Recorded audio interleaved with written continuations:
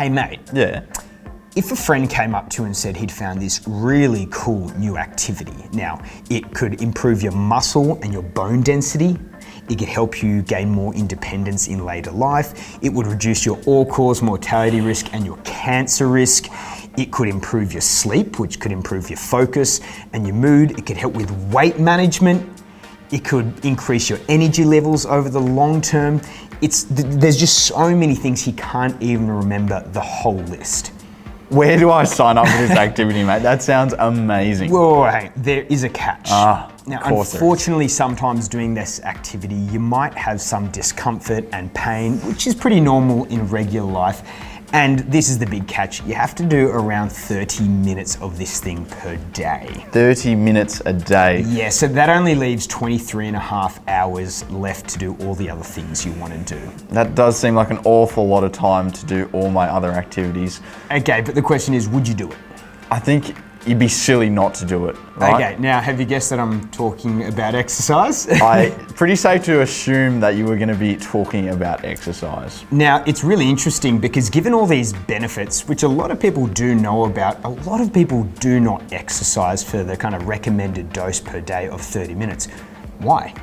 Well, I think it's fair to say that there are some costs associated with exercise, aren't there? And we're going to go through a few of those in this video. Okay, so we're going to do a whole cost-benefit analysis of exercise.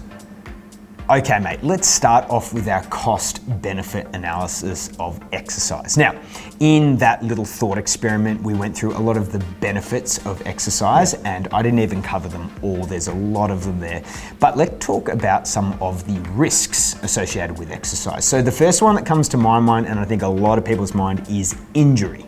That's right. People often put injury risk or risk of pain when doing exercise as a barrier to themselves when getting started. The thing to remember with injury risk is that all activities in life carry risk, and exercise is no different. However, when we consider one of the exercise forms that we do a lot of here, that's resistance training, it's actually a very low risk activity. We talk about injury risk in terms of per 1,000 participation hours. So walking, a very low risk activity, is about 0.7 injuries per 1,000 hours of activity. Compare that to something like soccer, which is, a fairly risky sport. Lots of uncontrolled factors like other competitors and things. That's right. That's about 60 injuries per 1,000 hours of participation.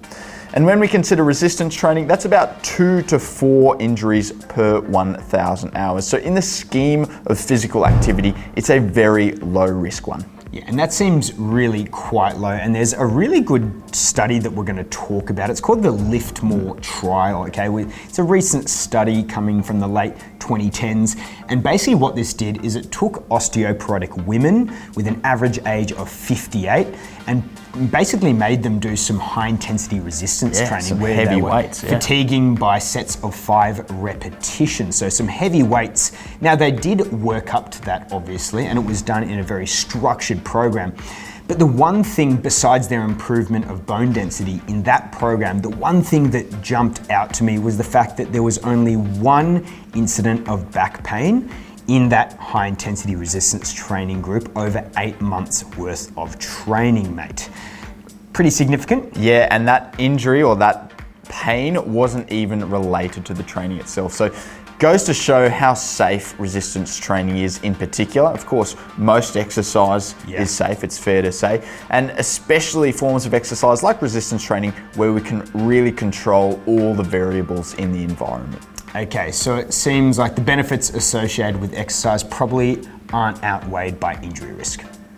Now, in this modern age, a lot of people will say that they just haven't got the time to fit in that 30 minutes of exercise. So what would you say to those people, Jack? Well, mate, we just considered that if you do 30 minutes per day, you've got 23 and a half hours to sleep, eat, and do whatever else you need to do, okay? So it's fair enough, a lot of people are very busy. However, mate, I did look up some stats about TV watching.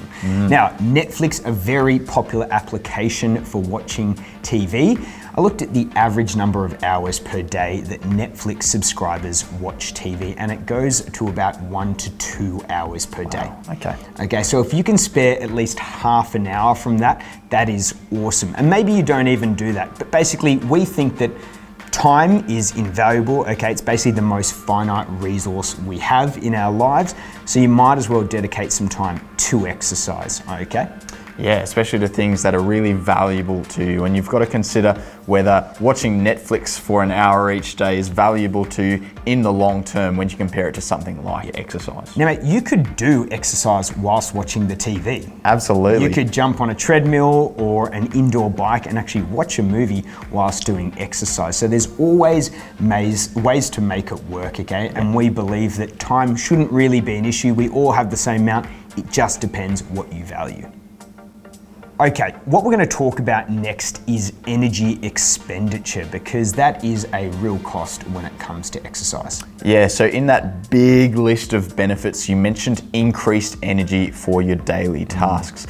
Now, a lot of people at home might think, oh, well, whenever I do a workout, I'm exhausted afterwards and I haven't got the energy to do anything else. But that's only in the short term. If we consider the long-term benefits, you can think of exercise like a long-term investment in your energy, because as you get fitter and stronger over time, all your daily activities become easier and you'll feel as though you've got more energy for the rest of your day. Yeah, so when you come home from work or after a big day out and you don't feel like exercising, just keep in mind that you've got to basically put in energy today to get more energy in the future. Just like a business, you've got to spend money to make money. That's right. And of course, exercise can help us sleep better, and that can give us more energy the following day too. Now, mate, when we think of costs, one of the big things that jumps to mind is financial costs of exercise. Of course, and when you think about that, there's some obvious things there. Sometimes we have to pay for exercise, or for exercise guidance, I should say. Now, we think that can be really, really valuable, especially if you don't know where to start. And if you compare that to long-term, for example, health costs, we think it's pretty well worth it. Yeah, if you're sedentary, meaning you don't participate in much exercise, down the track you can expect to pay more in terms of medications, doctors' visits, and all other sorts of healthcare costs. Surgeries, for example, absolutely. And the other thing is, whilst we think, paying for guidance and exercise can be really great, you can also get it free. Going out for a walk, a bushwalk, going for a swim, a ride, sitting and standing out of a chair 30 times a day, that's all exercise, so it definitely can be free as well.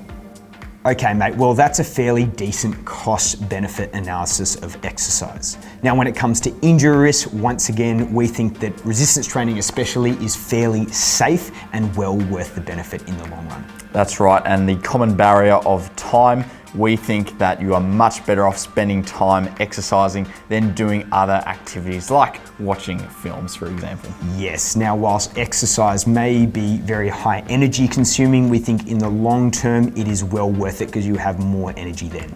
And lastly, putting a little bit of money into your exercise can be a great long-term investment for your health. Yes, and it can also be free. That's right.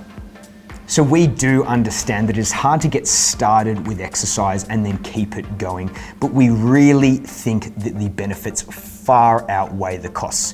So mate, if there was a magic pill, exercise would be it. It's just that you can't really swallow this pill. That's right, mate. Hope you enjoyed the video and we will see you next time.